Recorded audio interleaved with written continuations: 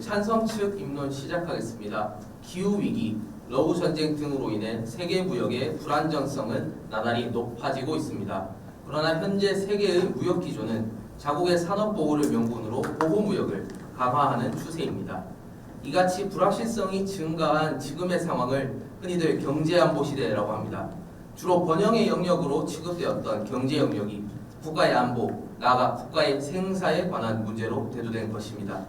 저희 찬성 측은 자유무역이 위기를 겪는 경제안보 시대에서 FTA는 자유무역의 회귀라는 가치를 실현할 수 있는 유일한 대안이라고 주장하는 바입니다. 첫째, 보호무역이 확산되는 경제안보 시대에서 경제적 효율성 증진을 위해 FTA가 요구됩니다. FTA를 확대함으로써 세계 경제의 효용을 증가시키고 장기적인 경제 성장을 이끌 수 있습니다. 둘째, 자유무역의 복원과 국제무역의 신뢰 보호를 위해 FTA 확대 전략은 필수적입니다. 자유무역에 기반한 세계적인 연대와 공조를 위하여 FTA의 확대는 반드시 필요합니다. 이러한 FTA의 확대는 협정국 사이의 관계 회복을 증진할 것이며 다층적인 교류를 활성화할 것입니다. 셋째, FTA의 질적 확대는 신통상 규범을 정립하는 실효적인 방안입니다. 노동과 환경 및 공급망 안정 등 이 같은 신통상 규범의 논의가 이루어지는 현재의 통상공론에서 FTA는 이 같은 논의의 발판으로 작용할 것입니다. 경제안보 시대에 세계는 파편화, 분절화되고 있습니다.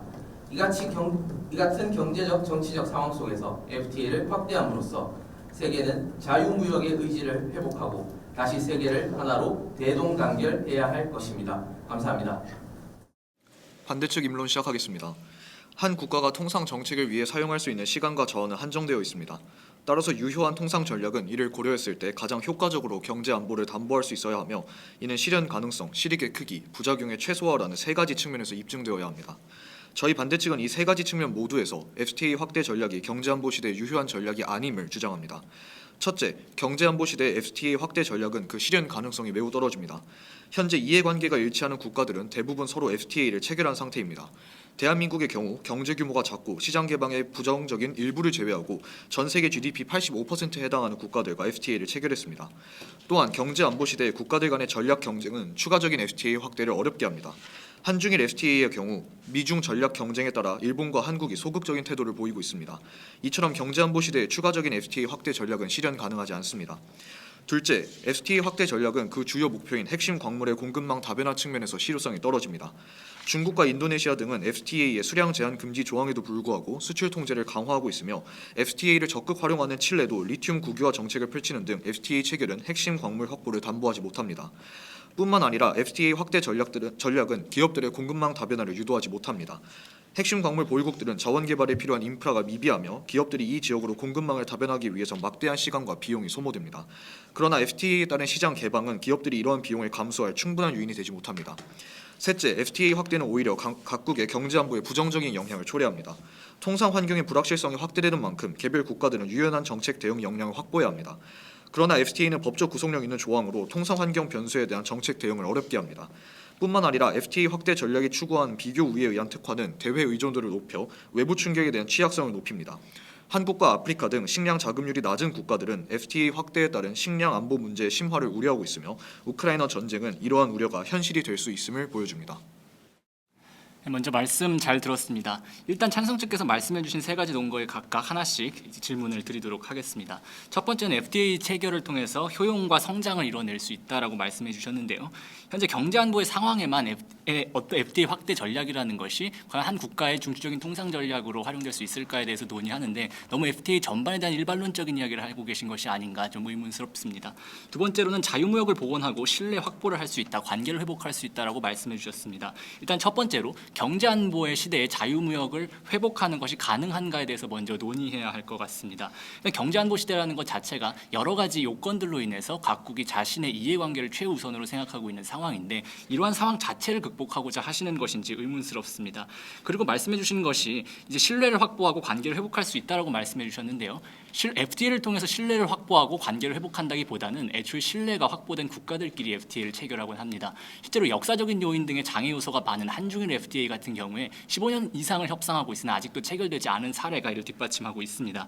신뢰를 확보하고 관계를 회복한다라고 말씀하시는 것은 결국 경제 안보 시대의 가장 큰 갈등 주체인 미국과 중국이 FTA를 체결하는 등의 행위가 일어나지 않는 이상은 불가능할 것이라는 말씀을 드리겠고요.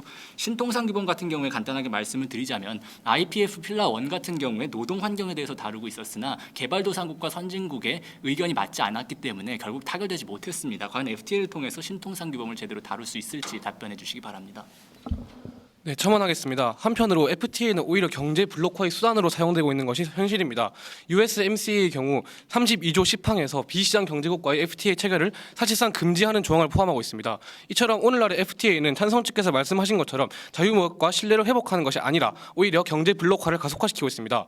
또한 찬성 측께서 생각하시는 경제 안보 시대에 우리가 대처해야 할 최대의 도전 요인은 무엇이고 그것의 해결에 어떻게 FTA가 실질적으로 기여할 수 있는지를 구체적으로 설명해 주시면 감사하겠습니다. 이상 발언 마치겠습니다. 네, 여러 가지 것들을 말씀해 주셨기 때문에 저희 측에서 일단 순서적으로 답변을 드리도록 하겠습니다. 지금 일단 결국에 도전 요인이 무엇인가, 어떤 스탠스를 취해야 될 것인가 이런 부분을 말씀해 주셨는데요. 도전 요인이라고 하는 것은 국제사회의 규칙이 부재하다는 것입니다. 결국 이런 규칙 부재라는 것은 계속 열악한 경제 세력을 가진 국가들이 자국의 목소리를 낼 수 없는 환경을 마련할 수밖에 없다는 점에서 실질적으로 WTO 규정 자체를 그리고 다자 규범 자체를 포기하게 된다면, 그러니까 FTA 확대 전략 자체를 포기하게 된다면 종국적으로 힘의 논리에 따라서 강대국의 그런 자의적인 횡포를 방지할 수 없다는 점을 먼저 강조해드리고 싶습니다. 또한 첫 번째로 말씀하셨던 분께서 신뢰 확보가 기반으로 이제 FTA가 이루어질 뿐이지 FTA를 통해서 신뢰 확보가 이루어지는 것은 아니다라고 하셨지만, 최근에 이제 중국과의 FTA 논의를 보면요, 단순히 양적인 차원의 FTA를 확대하는 것을 넘어서 질적인 차원에서 2단계 논의를 통해서 문화, 관광, 법률 등 서비스 분야에 대해서 질적 확대를 도모한 바 있고요. 추가로 나아가서 창춘 국제협력 시범기구를 건설함으로써 그런 경제 포괄성에 대해서 질적인 향상을 도모했던 전례가 있음을 말씀드리겠습니다. 네, 첨언하도록 하겠습니다. 공급망 안정화를 얘기를 하시면서 아까 경제 안보 시대에서는 FTA 확대가 사실상 어렵다, 실현 가능성이 낮다라고 얘기를 해주셨습니다. 과연 그런지 한번 살펴보도록 하겠습니다. 한국과 같은 경우에는 공급망 안정화 정책과 더불어 시장 개방의 확대를 노력을 하고 있습니다. 경제 협력은 협력대로 하면서도 적절한 수준의 시장 개방을 하자라는 것이 바로 요지입니다. 경제 안보 시대에서는 타국이 꺼려할 만큼 강제적으로 시장을 개방하는 것이 아니라 이해가 크게 상충하지 않는 지점에 한해서 외교적 협상을 이어간다면 FTA와 공급망 안정 문제는 충분히 병행이 가능하다라는 말씀을 드리겠습니다. 우선 최대 도전 요인으로 현재 국제적으로 WTO의 다자 규범이 무력화된 상황에서, 규칙이 부재한 상황에서 우리가 힘의 논리를 극복하기 위해서는 FTA를 거듭 체결해야 된다고 말씀을 해주셨습니다. 하지만 저희가 입론에서도 거듭 말씀드렸다시피 FTA는 각국의 정치적인 상황 그리고 그 경제적인 상황에 의해서 첨예한 의견 갈등을 낳고 있는 수단 중 하나입니다. 실제로 힘의 논리에 의해서 자유롭지 않다라는 측면에서 한국과 미국의 FTA가 체결된 상태에서 IRA로 이런 분쟁이 나타났을 당시 우리가 이것을 FTA의 자체적인 분쟁 해결 절차를 사용하지 못하고 오히려 미국에 휘둘릴까봐 이것을 WTO의 제소한 등으로 인해서 비판을 받은 사례가 있습니다. 이와 같이 FTA가 양국 간의 이해관계가 충분히 합치되는 부분에서 협상이 이어지는 것은 맞지만 힘의 논리로부터 완전히 자유로울 수 있는가? 이것이 더 나아가서 각국 간의 FTA가 체결되는 과정에서 어떻게 해서 WTO만큼의 다자주의적인 규범으로 이것이 활용될 수 있는가의 측면에서 한번 질문을 드리고 싶습니다.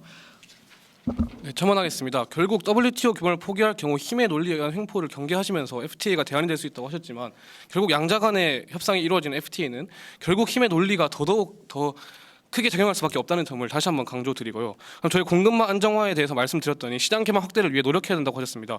공급망 안정화와 시장 개방 확대는 다른 분야의 문제인데 공급망 안정화에 대해 시장 개방 확대를 통해서 해결할 수 있다고 하시니 그 점이 적절한 대답이 될 수 있는지에 대해 의문이 들었습니다. 또한 시장 개방 확대 노력해야 됩니다. 하지만 그것이 과연 가능할까에 대한 의문이 있습니다. 시장 개방이라는 것은 기본적으로 그 제조업 기반이 약하고 또 식량 안보마저 위협을 받고 있는 여러 아프리카를 포함한 글로벌 사우스 국가들에게는 기피 대상입니다. 따라서 그 때문에 아프리카가 지금까지 FTA 체결에 적극적으로 나서지 못하고 있었고요. 지금 대한민국도 이 국가들과 FTA 대신 TIPF처럼 시장 개방을 제외한 여러 가지 협정 수단을 도모하고 있습니다. EU와 케냐 간의 경제 협정 또한 시장 개방을 64% 수준에 그치는 등 기존 FTA라고 보기에는 턱없이 모자란 수준의 시장 개방 도만을 보여주고 있습니다. 결국 시장 개방이 현실적으로 이루어지기 어렵다라는 것이 저희의 요지라고 할 수 있겠습니다. 이상입니다. 네, 저희 찬성 측에서 답변을 드리겠습니다. 먼저 FTA라는 조약 자체가 힘의 논리에 따라서 제한받을 수밖에 없음을 저희 또한 동의합니다. 그것은 국내 법 체계에서 이루어지는 것이 아니라 국제사회에서 필연적으로 이루어지는 그런 이제 소프트 파워를 통해서 이루어질 수밖에 없는 힘의 균형이 있기 때문에 제한적으로 이루어질 수밖에 없는 것이고요. 그럼에도 불구하고 우리가 FTA를 체결해야 되는 이유는 FTA 말고 다자규범을 수립할 수 있는 실질적인 대안이 없기 때문입니다. 실질적으로 FTA는 아까 전에 두 번째 토론자분께서 말씀해 주셨던 것 같이 힘의 논리에 따라서 양국 간의 합의에 기반해서 이야기를 한다고 했지만 단순히 약속을 해서 양국 간의 합의를 도모하는 게 아니라 WTO라는 명확한 보편적인 어떤 그 수긍할 만한 기준을 가지고 규칙을 가지고 우리가 그런 FTA 조항을 활용하고 있다는 점을 말씀드리겠습니다. 네, 첨언하도록 하겠습니다. 국제 정치적 갈등이 심화되면서 손쉽게 봉합하거나 양립할 수 없는 지점이 존재한다는 점 또한 찬성 측은 인정하고 있습니다. 그러나 이해관계가 일치하는 국가 혹은 부분적인 부분에서부터 점진적인 이슈를 다루어야 되고 WTO 규범에서 의지가 있는 국가들을 적극적으로 포섭함으로써 신통상 이슈와 자유무역을 다루는 것이 외교의 역할이라고 봅니다. 신통상 이슈와 관련된 FTA의 실효성과 관련해서는 실제 유럽연합이 2019년 FTA TSD 챕터를 통해서 문제 해결했던 지점이 존재하고 협력과 자유무역의 병행이라는 측면에서 한국의 IPF와 FTA 확대 노력 병행 성공 사례 또한 존재를 합니다. 나아가서 가장 빠른 해결 수단이라고 각국의 사적 판단에 기한 개별적 제재를 이어가는 것은 보호무역의 비용을 증가시킬 뿐만 아니라 우리가 추구하는 자유무역의 가치를 어렵게 한다는 측면 또한 존재합니다. 즉 자유무역과 다자기구의 보편적인 원칙과 가치가 경제안보 시대라는 특수한 상황에서 흔들릴 수 있다는 점은 원칙과 가치 모두 폐기되는 결과를 초래할 것입니다.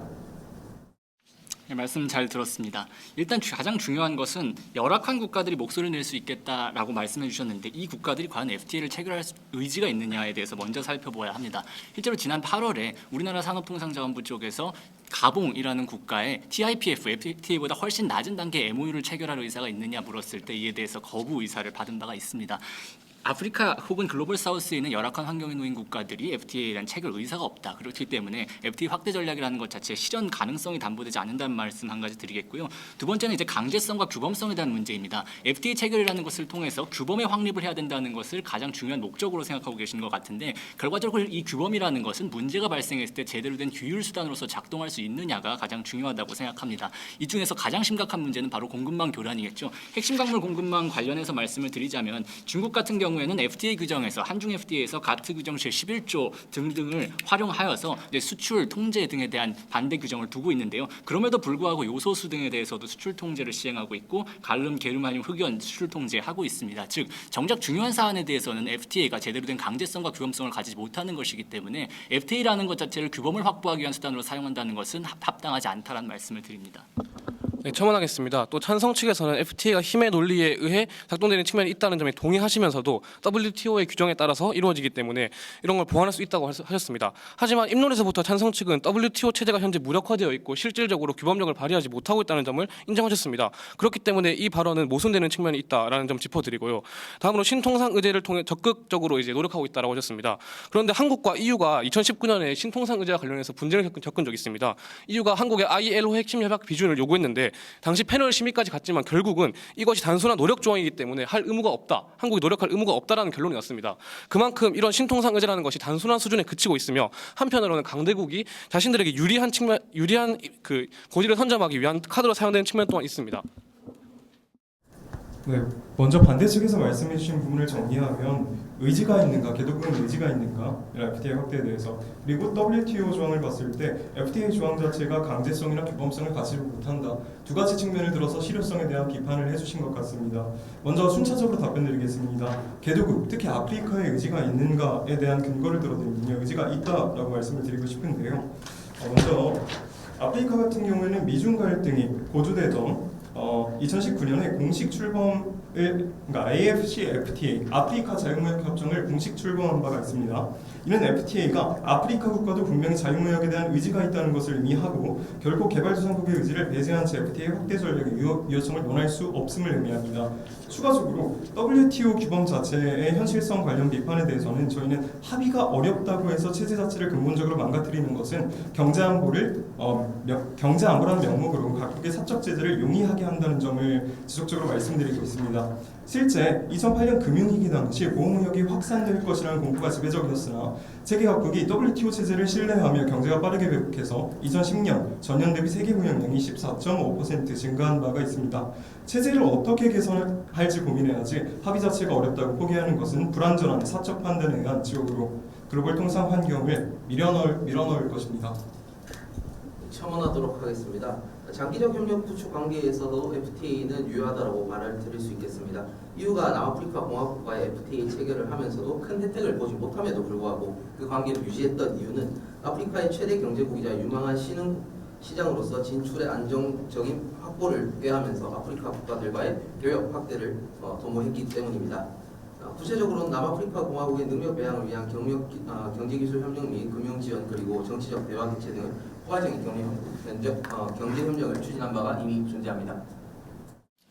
네, 말씀 잘 들었습니다. 일단 아프리카 내에서의 자유무역 협정이 체결되었다는 것을 예시로 들어주셨는데요. 찬성측께서 아까부터 강조해 주시고 계시는 것은 결국 국제사회에서 힘의 관계가 있을 때 열악한 국가가 목소리를 낼 수 있는 수단으로서 FTA를 활용해야 하고 이 관계에서 FTA가 선진국과 개도국 사이에 체결돼야 된다라는 취지에서 말씀해 주신 것인데 아프리카 내에서의 FTA가 체결됐다는 것만으로도 그 아프리카 혹은 글로벌 사우스 국가들이 선진국과 FTA를 체결할 의사가 있다고 말씀하시는 것은 근거가 부족하다라는 말씀드리겠고요. 또한 두 번째로 공급망 문제에 대한 대응 아까부터 계속 말씀드리고 있습니다. 저희는 경제안보 시대에 있어서 우리나라 그리고 다른 많은 나라들이 대응해야 하는 가장 심각한 위기가 바로 공급망 문제라고 생각합니다. FTA를 체결하고 단순히 규범을 확보하는 것만으로 공급망 문제에 대응할 수 없기 때문에 도대체 구체적으로 어떤 방식으로 FTA가 공급망을 확보하는데 기여할 수 있을지에 대해서도 말씀해 주시기 바랍니다.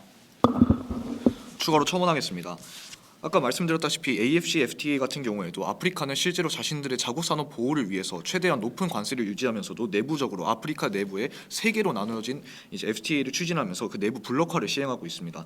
또한 저희가 말씀드리는 공급망 다변화의 측면에서 중국이 현재 기술을 독점하고 아프리카로의 ODA와 FDI를 확대하는 등 많은 양의 자신들이 갖고 있는 기술 그리고 자본을 투자하여 인프라를 확충하는 데 노력하고 있습니다. 하지만 지금 아프리카가 FTA에 대해 개방 의지, 시장 개방 의지를 적극적으로 갖고 있지 않는 상황에서 오히려 대한민국 같이 수출 주도형 국가들이 공급망을 최대한 첨단 기술을 위한 공급망을 확보해야 되는 상황에서 시장 개방을 반드시 담보해야 되는 FTA를 확대하고자 이런 TIPF와 같은 것들을 체결하고 있는 현재의 상황을 무시하는 것은 올바르지 않습니다.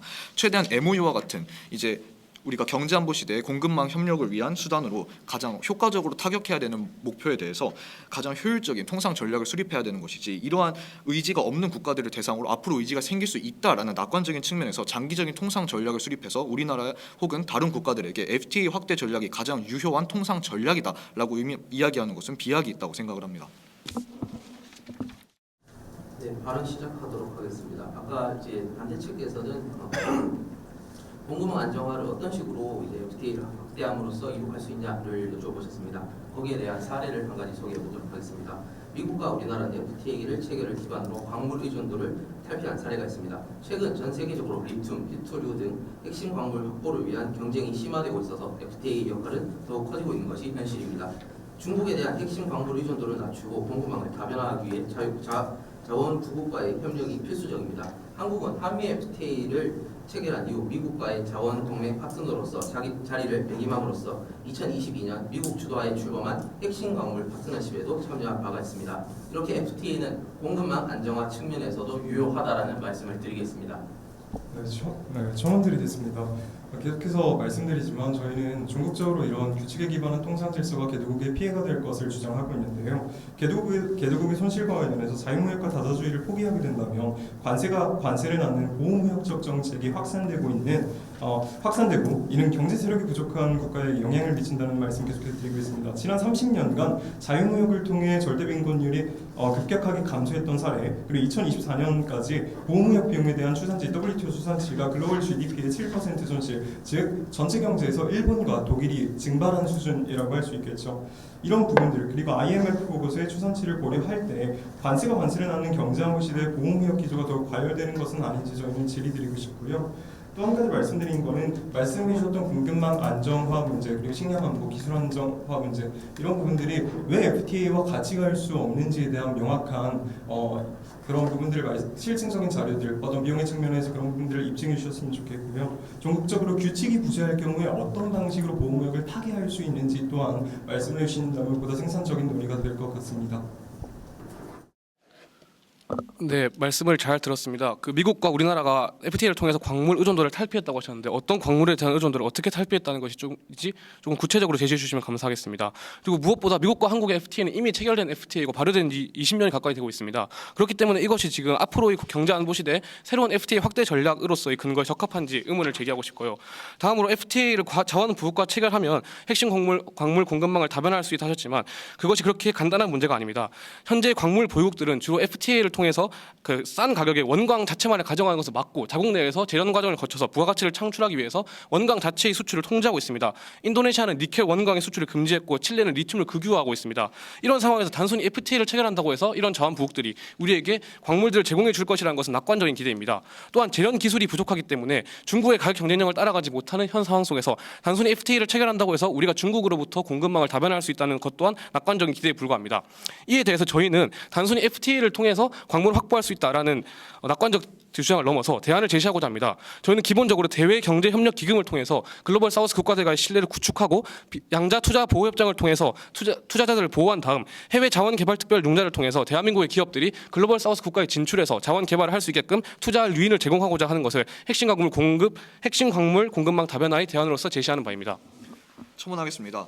현재 관세 장벽과 보호무역 주의에 대비하기 위해 FTA를 확대해야 된다고 말씀을 하셨는데 저희는 이미 대부분의 시장에서 이미 이해관계가 합치되어 있는 대부분의 거대한 국가들은 자신들의 관세 장벽을 낮춘 FTA를 체결하고 있습니다. 신규 확대를 하고 싶어하는 특히 공급망 확보와 관련되어 있는 아프리카 등과 같은 글로벌 사우스 시장에서 이러한 신규 확대된 양적인 확대 FTA가 과연 얼마만큼의 관세 장벽에 큰 이로움을 줄 것인가, 그 경제적 효용이 선진국들에게 얼마나 클 것인가에 따라서 이해관계가 합치하지 않고 있는 현 상황에서 FTA가 과연 얼마나 확대될 수 있는가, 그 부분에 대한 구체적인 설명 부탁드리겠습니다.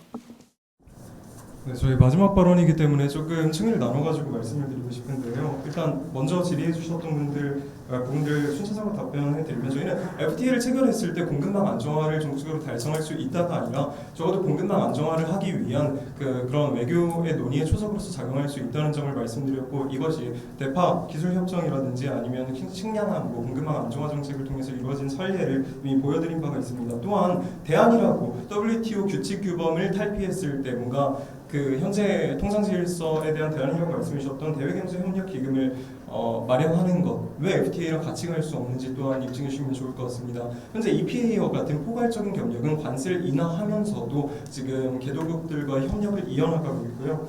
저희는 세 가지 층위, 그러니까 이제 미래, 그 수요, 그리고 의지의 측면에서 여전히 FTA가 유효성을 가진다라고 말씀을 드리고 싶습니다. 먼저 수요의 측면에서는요, 개도국 특히나 아프리카 같은 사례들이 여전히 이익이 있으며 그런 자유무역 협정을 추진할 수 있는 의지가 있다는 점 말씀드리고 있고, 의지 같은 경우에 WTO 규범 준수에 대해서 패권국을 제외한 나머지 국가들 같은 경우에 여전히 국제 규범에 대한 의지를 갖고 있다는 점입니다. 마지막은 마지막은 수요입니다. 마지막 미래입니다. 죄송합니다. 이에 대해서는 국제 규범이 전국적으로 부재했을 때 불안전한 사적 판단에 기해서 이런 문제들을 가속화시킬 수 있다는 점, 보호무역을 가속화시킬 수 있다는 점 한 번 더 강조드리겠습니다.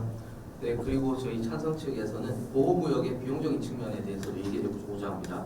서울대학교 국제대학원의 연구 자료에 따르면 WTO와 같은 제3자의 분쟁 해결이 아닌 불완전한 사적 판단에 의한 제재는 이를 주고받으면서 분쟁국 간의 갈등을 장기화할 수 있음을 일률적인 실험에서 입증한 바가 있습니다. 따라서 자유무역에 대한 복원이 당장 이룩하기는 어렵더라도 포기할 가치가 아니라 제3세계와 연대하는 방식으로 노력이 반드시 필요할 것입니다. 맺은 말 시작하도록 하겠습니다. 일단 어떤 정책이라는 것을 평가할 때는요, 그 정책의 목표가 무엇인지가 가장 중요하다고 생각합니다. 찬성 측에서는 현 상황의 가장 큰 문제의식이 규범이 부재한 것이다라고 말씀하시면서 FTA 체결을 통해서 이 규범을 확립하고 이를 통해서 다시금 자유무역 질서를 복원하고 국가들 간의 망가진 신뢰관계를 되살릴 수 있을 것이다라고 말씀해 주셨습니다. 물론 좋은 이야기입니다. 하지만 정말로 가능한 정책인지 실현 가능성에 대한 평가가 우선입니다. 일단 이번 논제에서 논의하고 있는 것은요, 지금까지 체결되어 온 FTA가 성과가 있었느냐 없었느냐를 역사적으로 평가하는 것이 아니라 아직 체결되지 않은 국가들 사이에서 추가적으로 FTA를 확대하고자 하는 전략이 유효한가를 평가하는 것입니다. 그리고 저희가 아까 토론 과정에서 말씀드린 것과 같이 현재 FTA가 체결되지 않은 국가들 상당 부분가 글로벌 사우스에 있는 국가들의 경우에는 아직까지 시장 개방에 소극적인 측면이 많이 있습니다. 찬성 측에서 제시해 주신 아프리카 FTA의 사례 같은 경우에는요, 그들 국가가 선진국과의 관계를 형성한 것이 아니라는 측면에서 찬성 측의 주장을 입증하지 못하셨다는 점이 다소 아쉽습니다. 그리고 FTA를 통해서 국제 규범을 세울 수 있을 것이다라고 말씀해 주신, 그리고 이를 통해서 자유무역을 복원할 수 있을 거라고 말씀해 주신 찬성 측의 주장 역시 다소 아쉬운 부분이 있습니다. 왜냐하면 정말로 제대로 된 신뢰관계가 구축되고 갈등이 해소되기 위해서는 궁극적으로 지금의 국제 갈등을 구성하고 있는 미국과 중국이라는 두 가지 거대한 패권 국가들 간의 FTA가 체결되고 이들 간의 신뢰관계가 형성되는 상황이 아니라면 찬성 측에서 말씀하시는 것처럼 FTA를 통해서 자유무역 질서가 다시금 복원되고 갈등이 완화되는 상황은 있을 수가 없다는 말씀드립니다. 그리고 저희 반대 측은 현재 경제안보 시대의 가장 큰 문제, 우리가 정책을 통해서 해결해야 되는 문제가 결과적으로는 공급망 다변화에 있는 것이다라고 말씀드렸습니다. 찬성 측에서는 FTA를 통해서 시장을 개방하면 공급망이 다변화될 것이다라고 말씀해 주셨으나 공급망 다변화 문제에 있어서 시장 개방보다는 오히려 수출 통제의 문제가 더 문제가 되는 것이고, 시장 개방을 규율 하고 있는 FTA는 과거 중국의 사례 등을 봤을 때도 공급망 다변화에 제대로 된 효과를 가져올 수 없다는 사실을 말씀드렸습니다. 저희는 FTA 통째로 반대하고자 하는 것이 아닙니다. 다만 현재의 과제에 대처하기에는 효과적인 수단이 아니다라는 말씀드리면서 마치도록 하겠습니다. 감사합니다. 찬성층 맺은 말 시작하겠습니다. 저희는 계속해서 FTA 질적 차원의 확대에 대해서 말씀해드렸으나 FTA 양적 확대에 대해서만 논의가 머무는 것 같아 아쉽습니다. 일단 말씀을 드리면서 논의 진행하도록 하겠습니다. 오늘날 한국은 인류의 보편적 가치인 정치적 민주화, 인권 확립, 정치경제 투명성 확보 등 많은 정치경제적 발전을 이룩하였습니다. 한국의 장점은 세계 각국이 받아들이거나 인정할 수밖에 없는 가치 중심의 포지셔닝을 가졌다는 것입니다. 즉, 보편적 가치와 원칙에 기하는 통상은 국제사회에서 규범력을 얻을 수 있고, 그렇기 때문에 국제사회는 이러한 원칙을 추구하는 형태로 나아가야 합니다. 자유무역이라는 원칙이 위협받는 경제안보 시대에 원칙에 기반을 둔 룰 베이스드 규범이 필요한 것입니다. 국익 우선이 아닌 세계 경제의 투명하고 공정한 운영이라는 보편적 가치를 위해 중장기적 무역 정책을 선택하고 집행해야 합니다. 저희 찬성 측은 궁극적으로 보호무역이 종식되기 위한 당위로서 FTA가 유효하며 그렇게 반드시 확대가 이루어져야 함을 지속적으로 말씀드렸습니다. 경제안보 시대라 명명되는 특수한 상황에서의 FTA 확대를 근시안적인 시선으로만 바라본다면 단기적으로는 그것이 유효한지 무효한지 갑론을박이 오갈 수 있습니다. 그러나 장기적으로 바라본다면 경제안보 시대의 종식, 자유무역의 획일하는 가치를 수호한다는 점에서 FTA 확대가 절대적으로 유효할 것입니다. 경제안보 시대라는 역경에서도 FTA 확대를 통해 세계가 하나로 대동단결하여 이 같은 통상 문제를 해결해야 합니다. 해가 뜨기 전 새벽이 가장 어두운 법입니다. 그간 인류에게 이익을 가져다 주었던 FTA의 그 효용마저도 의심받는 작금의 상황에 우리는 그 숭고한 가치를 잃지 않으며 자유무역이라는 아침을 다시 맞이할 준비를 해야 할 것입니다. 감사합니다.